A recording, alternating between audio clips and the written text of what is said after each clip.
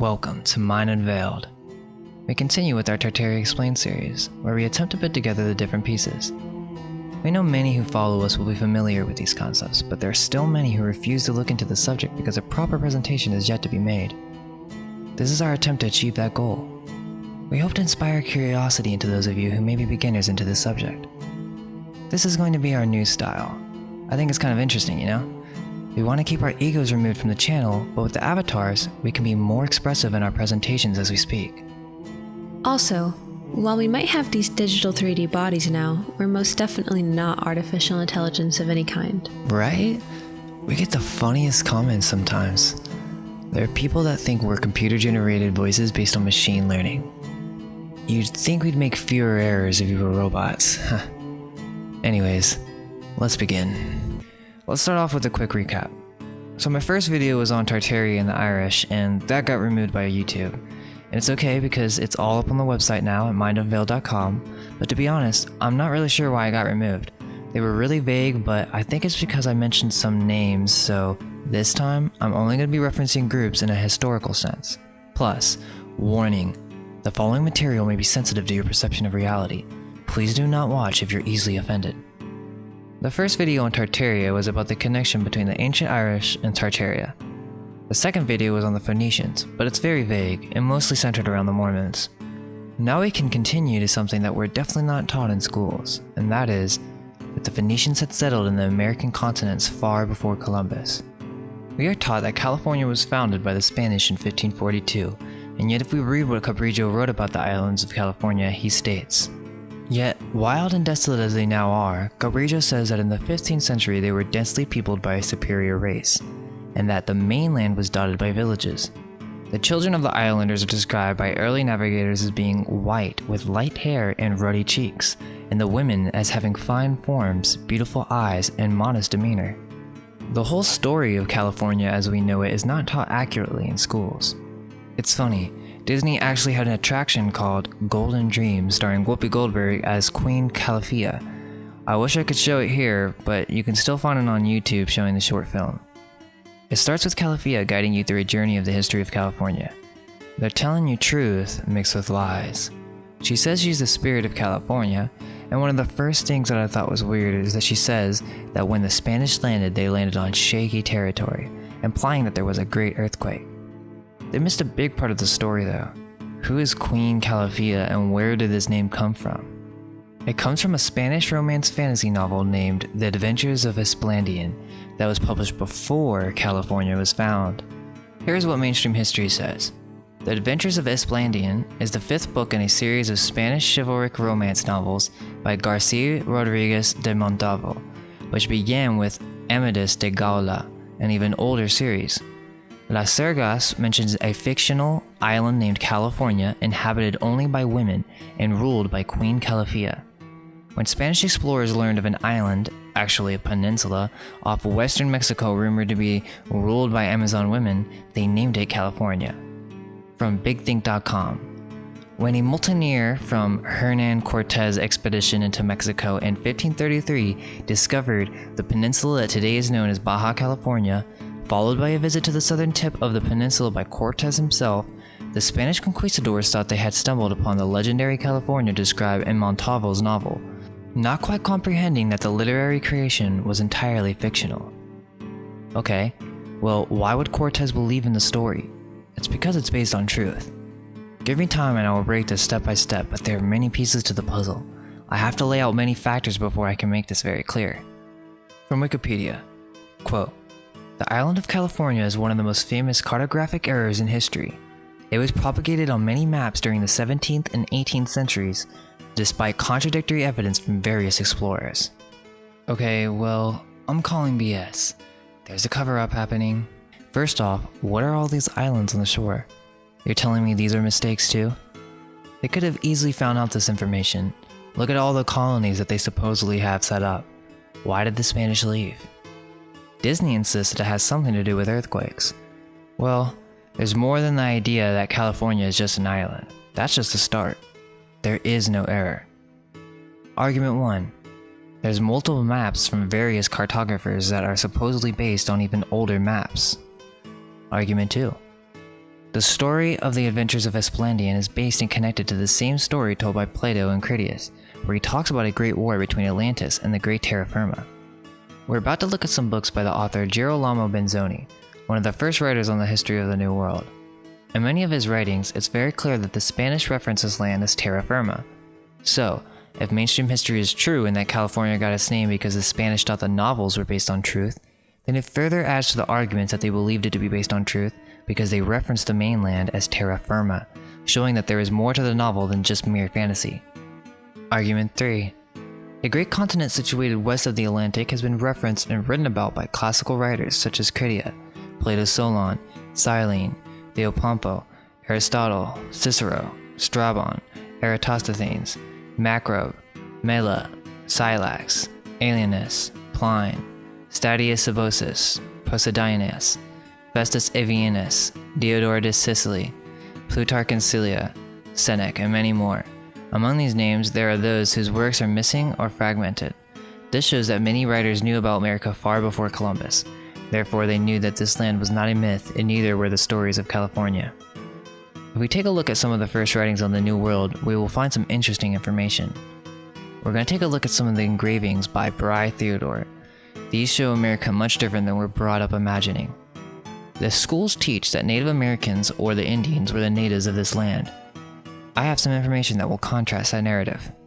In the book by Girolamo Benzoni, America Par Quarta, we see very strange people living in Florida when the Spanish arrive.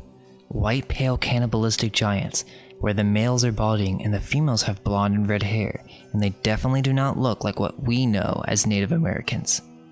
There's so much I want to say at once, but I have to take this slowly if we're going to make sense of this. If you look deeper, you find that they say this is just a coloring error, and they try to cover this up in more recent versions by coloring everything this weird color. It doesn't add up. The truth is, there are many instances of red-haired giants occupying the Americas, a race descendant of the snake. These people are the Phoenicians, and I'll show you.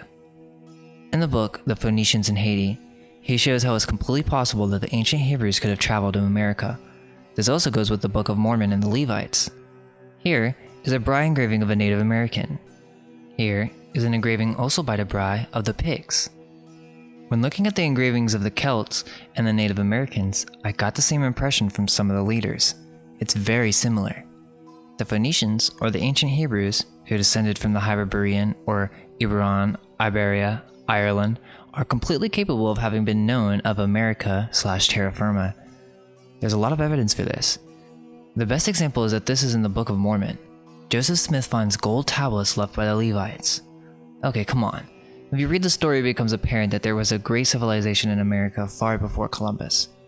This is the reason the Spanish avoided certain areas. They knew all about California. You may be wondering, well, what happened? Why are they described as primitive or as savages? Not too long ago, the sun disappeared. You can find this in many Native American histories where their people had emerged from a cave. Why were they living in a cave? Now, this is some controversial information, but it's based on the book History of the American Indian by James Adair.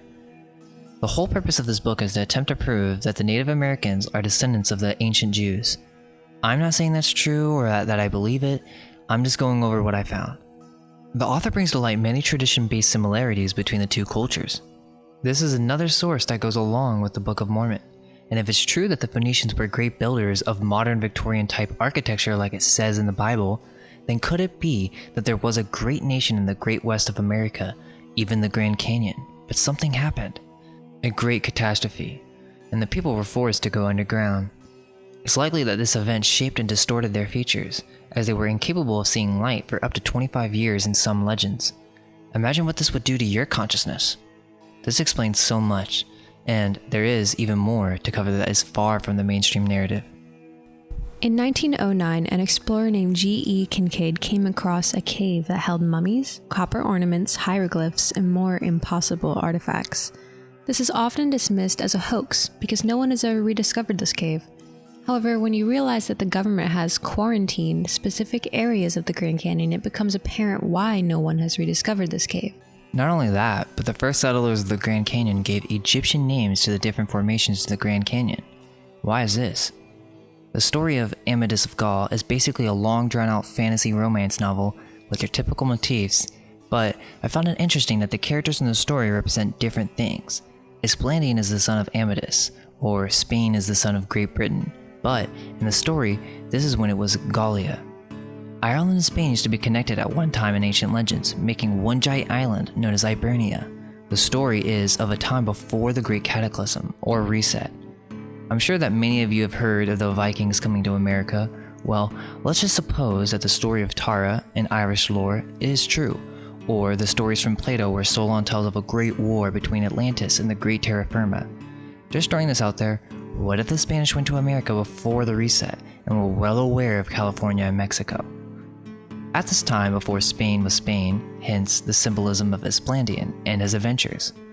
Bernal Diaz says, "We were seized with admiration and declared they seemed like the castles of enchantment recorded in the Book of Amadis de Gaula, grand towers, temples, and edifices that seemed to rise from the water, and all these were constructed of stone and mortar.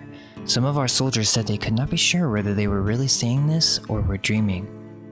They weren't stupid, why would they just call it California?" Also, the story may be more than just fable. The idea of griffins is not to be taken lightly. Quote, "The griffin is seen on ancient medals, and the chariot of the sun was drawn by these imaginary animals with the head and wings of the eagle and the body and legs of a lion. They represented strength and activity." Basilius, 1647, says of the western coast of North America, quote, "Chains of mountains stretch along the coast, horrifying by their sharpness and steepness to their very peaks. Wonderful numbers of wild animals abound among their fastnesses. People tell that in the forest the griffies, or griffins, are found, and that this is not fable but truth. Along the coast is the land of California." Nicholas Calafias paints Florida full of winged serpents. He affirms he saw one there, and that the old natives were very careful to get its head. What if the events in the history of New America are really in the 1700s? I know, crazy, right? Well, you really think most of these cities were created the way they say they were? It doesn't make sense that the settlers found this new land and paved the way with hard work and labor, and somehow found the time to build the railroads that went across great mountains. The Disney Golden Dream says that it's from Chinese labor. Yeah, right. Also, the bald people from earlier? Yeah, looks familiar to something else, doesn't it? Remember that for later. But anyways, the Phoenicians had many establishments all around America, in Mexico, California. It's not just them, the Moors, or the ancient Lemurians, the Turks, they all knew about America before Columbus as well. There's also many legends of a distinct race of giants with red hair. Physical evidence of giants throughout the Americas. The Wendover Giants. In 1982, a bulldozer operator unearthed an underwater graveyard containing 168 full, 8-foot on average skeletons. 70 of the Wendover skulls contained brain matter in which DNA was taken and tested. Surprisingly, the DNA did not match any of the surrounding American Indian tribes. Joseph Lorenz, a geneticist from Cornell Institute for Medical Research, too was seeking the DNA markers that distinguish Native Americans inside the DNA samples taken from the bones of the Wendover mummies.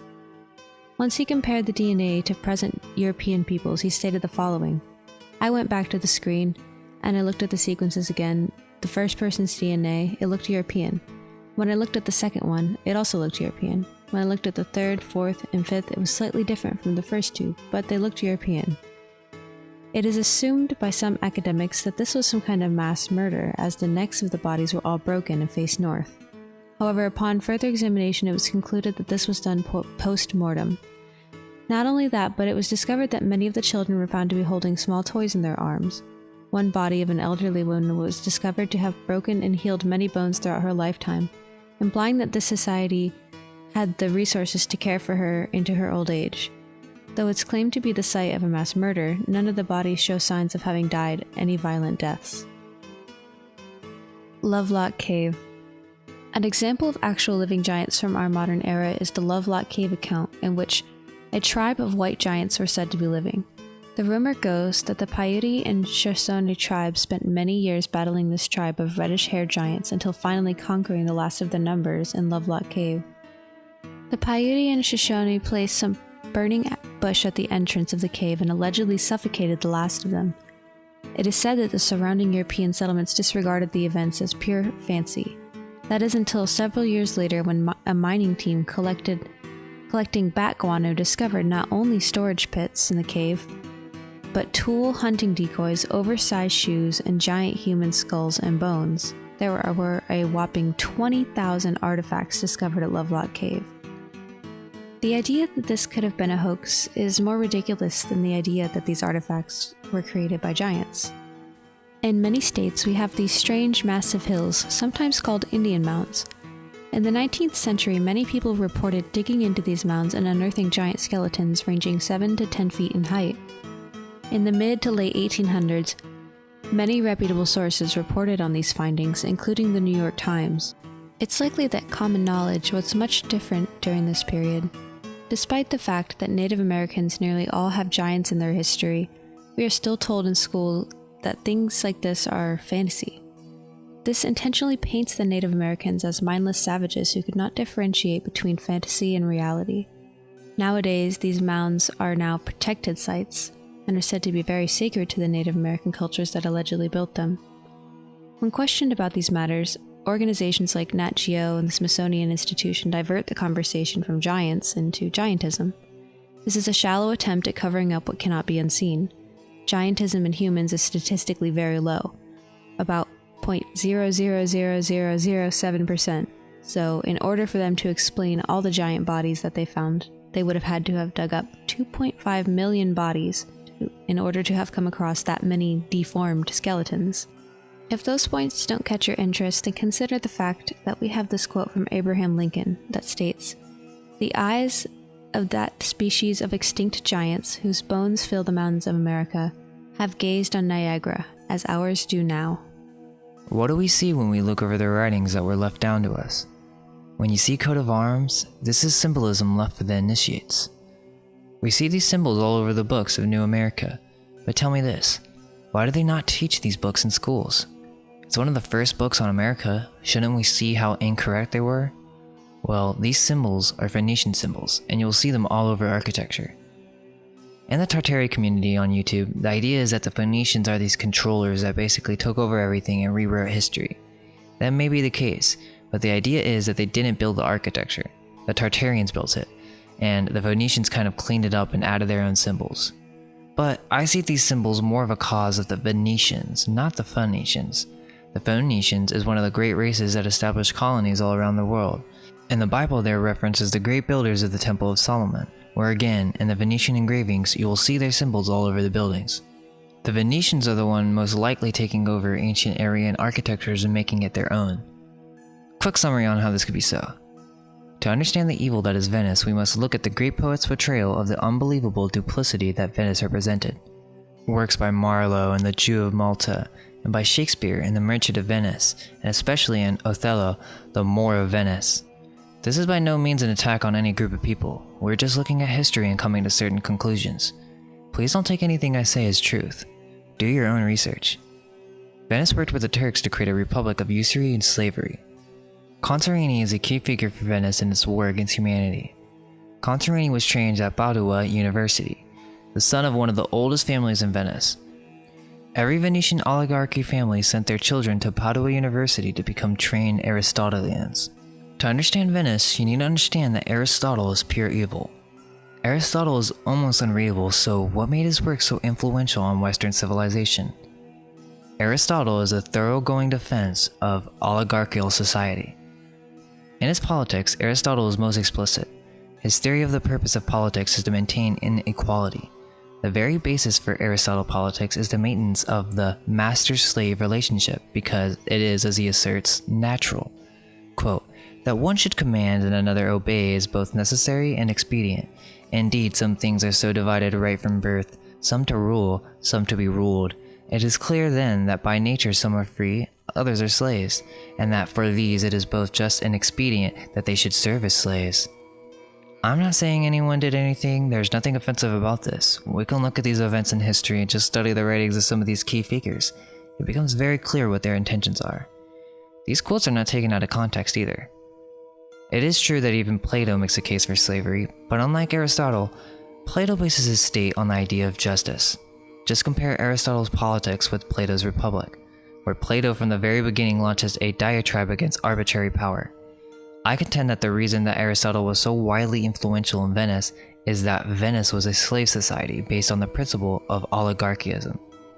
In another video, I will have to completely break down what's going on here, but basically this ideology spread into England through Paolo Sarpi.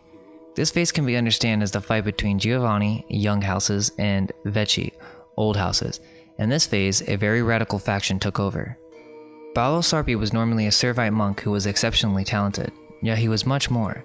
He was the leading organizer of the Giovanni.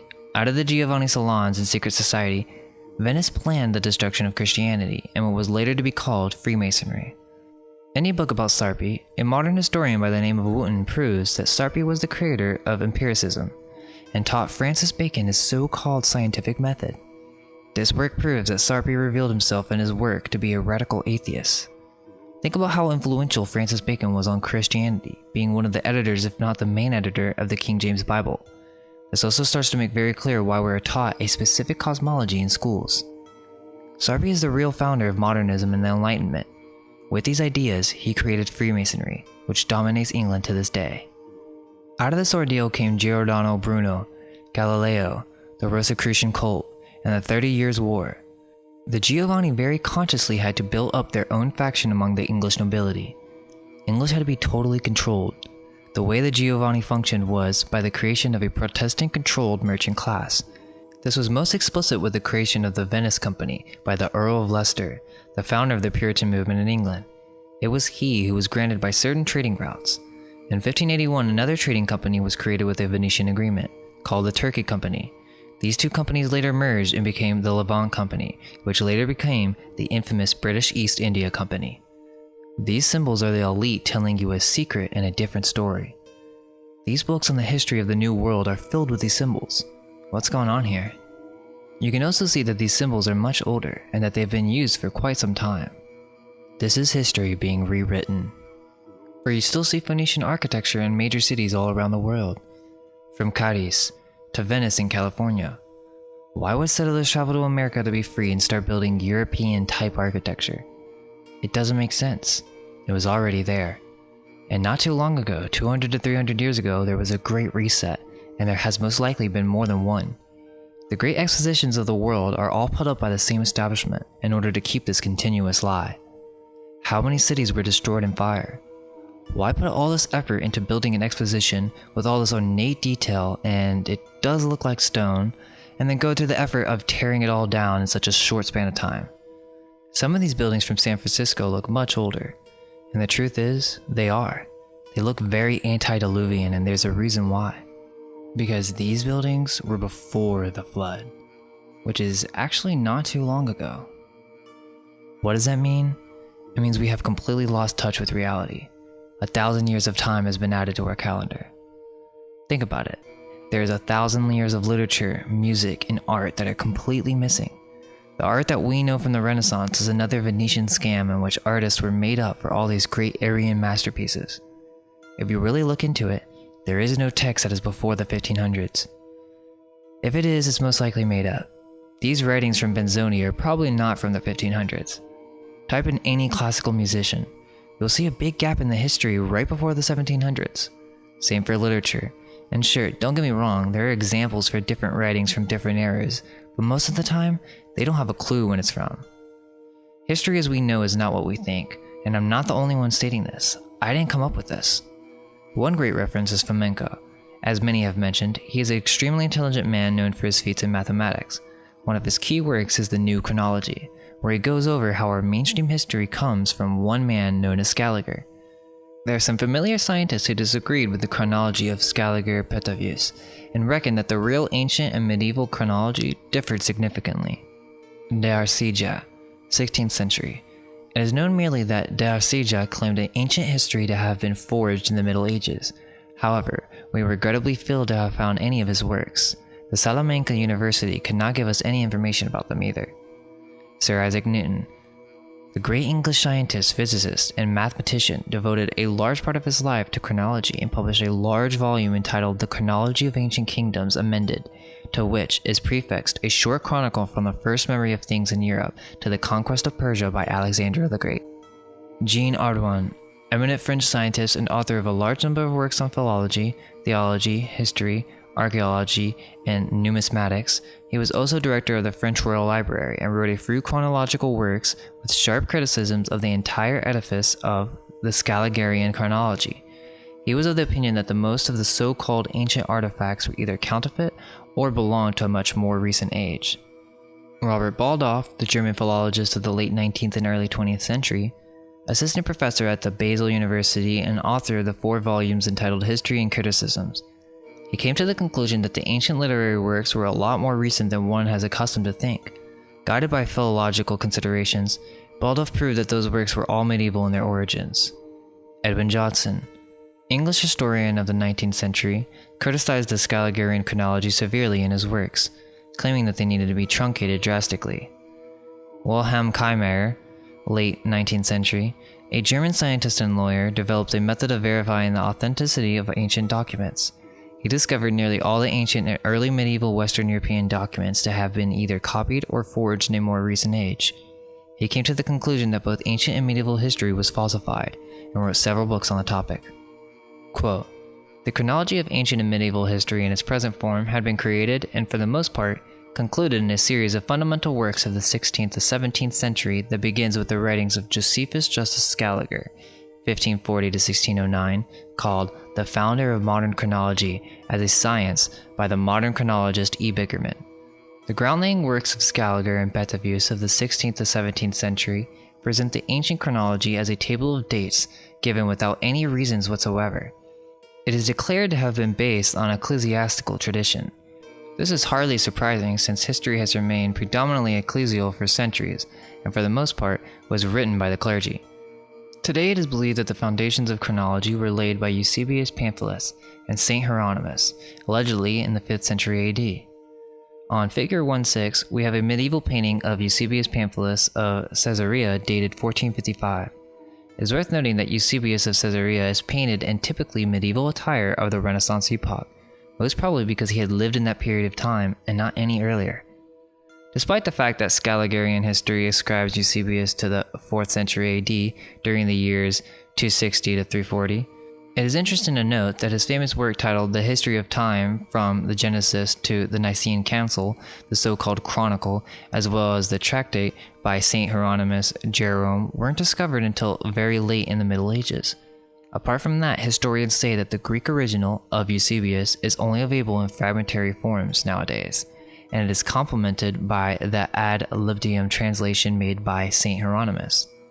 It is very significant that the Scaligerian chronology was initially created with the paradigm of the Western European Catholic Church, which had remained in its firm control for a great amount of time.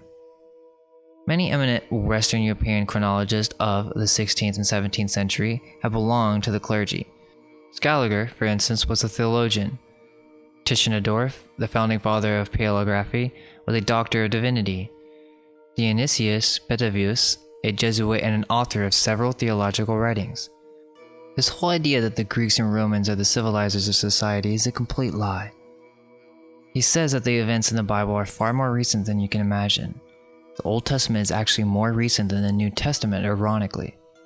The events in the Old Testament are actually from less than 500 years ago, according to Fomenko. The new chronology offered by Sir Isaac is a lot shorter than the consensual chronology of Scaliger. Newton moved most of the events dated as preceding the epoch of Alexander the Great forward in time, closer to us. His revision isn't as radical as that contained in the writings of N.A. Morozov, who was of the opinion that the Scaligerian version of ancient chronology was only veracious starting in the 4th century AD. Let us mark that Newton did not go further in time than the BC AD mark in his research. The first researcher of our time who had raised the issue of providing scientific basis for the consensual chronology in its fullness and quite radically was Nikolai Alexandrovich Morozov. In 1907, N.A. Morozov published a book titled Revelations in Storm and Tempest, where he analyzed the dating of the New Testament apocalypse and came to the conclusion that contradicted the Scaligerian chronology. In 1914, he published The Prophets, which contained a radical revision of the Scaligerian datings of the biblical prophecies. In 1924 to 1932, N.A. Morozov published a fundamental work, Christ, in 7 volumes. The initial name of this opus had been The History of Human Culture from the Natural Scientific Point of View. It contains detailed criticisms of the Scaligerian chronology. The important fact discovered by Morozov was that the consensual Scaligerian chronology is based on an unverified concept. Having analyzed a great body of material, Annie Morozov put forth and partially proved the fundamental hypothesis that Scaliger's chronology had been expanded arbitrarily as compared to reality. This hypothesis was based on the tile repetitions that N.A. Morozov had found, namely tile texts that apparently describe the same events, but are dated differently and considered unrelated in our time. The publication of this work caused vivid discussions in the press, and its repercussions can be found in contemporary literature. There had been a number of rational counter-arguments, but the critical part of Christ remained indisputable in its entirety. N.A. Morozov did not go further than that of the 6th century AD in time, considering the consensual version of the chronology of the 6th to 13th century to be basically correct. We shall yet see that this opinion of his turned out to have been gravely erroneous. Quote, "Before the 13th and 14th century, the devices for time measurement were a rarity and a luxury. Even the scientists didn't always possess them. The Englishman Valcherius was lamenting the lack of a clock that afflicted the precision of his observations of a lunar eclipse in 1091. Quote, "The clocks common for medieval Europe were sundials, hourglasses, and water clocks, or clepsydrae. However, sundials only were of use when the weather was good, and the clepsydrae remained a scarcity. In the end of the 9th century AD, candles were widely used for timekeeping." Modern historians base their observations of the Scaligerian chronology believing that medieval authors had attained a state of great confusion in what concerned both concepts and epochs due to their alleged ignorance, and that they had confused the ancient biblical epoch with the medieval one. Medieval painters, for instance, kept portraying the biblical and the ancient characters in typically medieval costumes. However, another point is viable, one that differs from the traditional love for anachronisms explanation. Namely, that all the statements made by the medieval chronographers and artists may have reflected reality, and we consider them to be anachronistic because we follow the erroneous Scaligerian chronology. The oldest, more or less complete copies of the Greek Bible are the manuscripts of Alexandria, Vatican, and Mount Sinai. All three manuscripts are dated as the second half of the 4th century AD. The codex language is Greek. The least is known about the Vatican Codex. Nobody knows how the artifact manifested in the Vatican around 1475. The Alexandrian Codex is known to have been given to the English King Charles I by the Patriarch Cyril Lucaris. So, the three oldest codices of the Bible only surface after the 15th century AD. What we know for certain is that the history of these documents can be traced as far back as 1475 AD. In other words, no other, more or less complete, ancient Greek Bibles exist. There are no Hebraic manuscripts of the Bible predating the 9th century AD in existence, although those of more recent time, primarily the middle of the alleged 13th century AD, are kept in many national libraries. The oldest Hebraic manuscript is a fragment of the Books of Prophets and is dated to 859 AD. One of the two second oldest manuscripts is dated to 916 AD and contains the Books of the Prophet. The other is dated to 1008 AD and contains the text of the Old Testament. The Scaligerian history insists that all the events concerning the biblical patriarchs occurred precisely and exclusively on the territory of the modern Mesopotamia and Syria.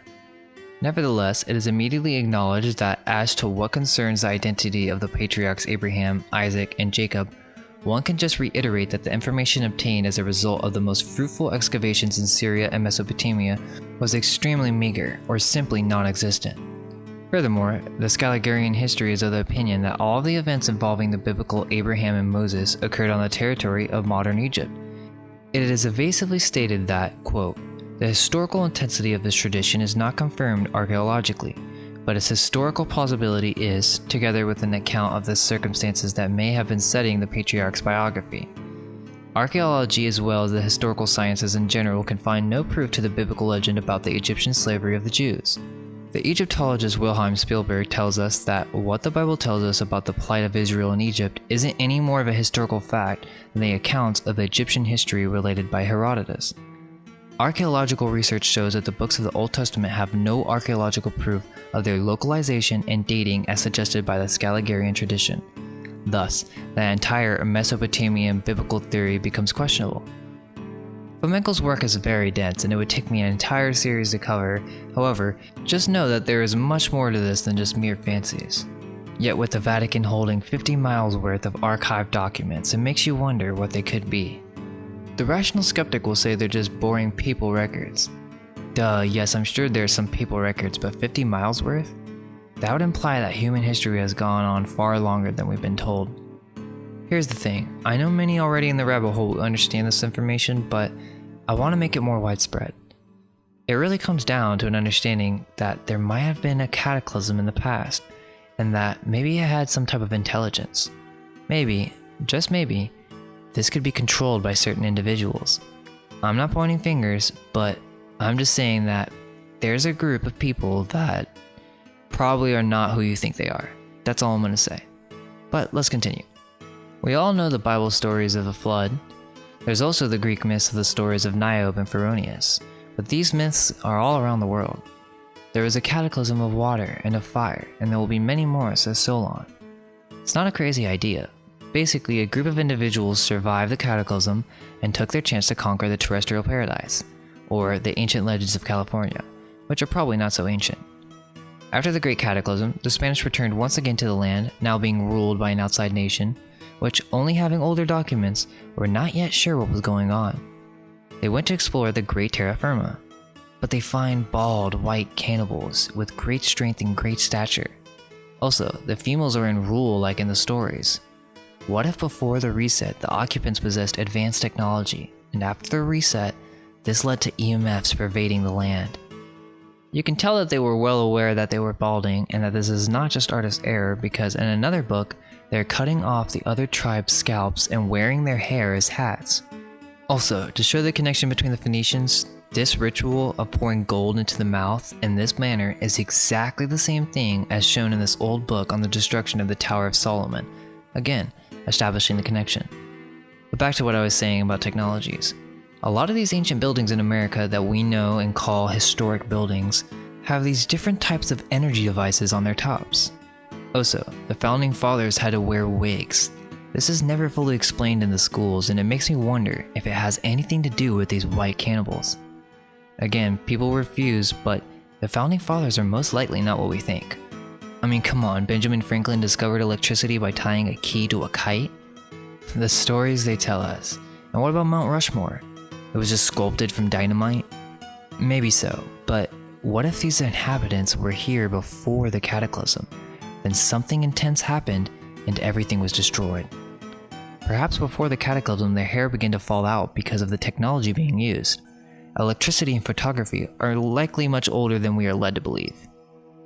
They had ways of transferring electricity without wires, and this led to a buildup of EMFs causing sickness in people. Are these the same people from the Bry engravings but after some great cataclysm? The knights are wearing metal helmets, and I think these would do little to protect from bullets or swords.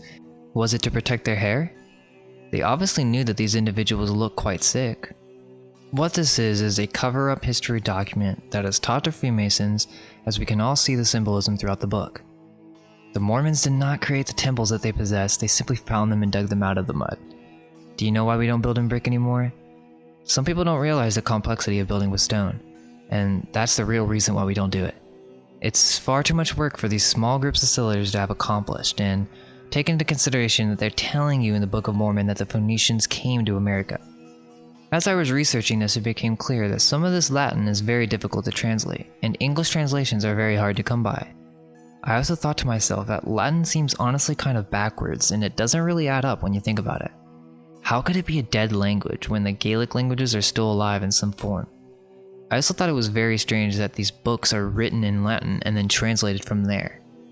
They say Pig Latin has no connection to Latin, but I'm not so sure. Pig Latin is a game played by children to mix up words, and it's also used in programming. But it comes from an even older term known as Dog Latin, where the priest would actually create new words with Latin or even rearrange a sentence. I know that certain words are derived from Latin, but when you put it all together, it doesn't seem like a language that was actually spoken. It seems like some type of code to make you think that all the different languages actually originated from Latin. Hence, Greek, again giving credit to show that the Romans and the Greeks are the civilizers of society. There's a significant amount of evidence to show that many English and Hebrew words are derived from Gaelic. It is said that the Hebrew priest, after the Phoenicians, rearranged the Hebrew alphabet, and in order to keep the power of the language of the Chaldeans away from ordinary man, the numbers were also rearranged, so that the old language that was based on divine symbolism had been corrupted for the masses to use. If this is so, then we can begin to understand how big the lies really are. I don't intend you to accept this as truth, but maybe, just maybe, you will start to question what you really know to be true. Let go of everything you think to be true. Relax the mind and ask the question, do I truly understand what this reality is?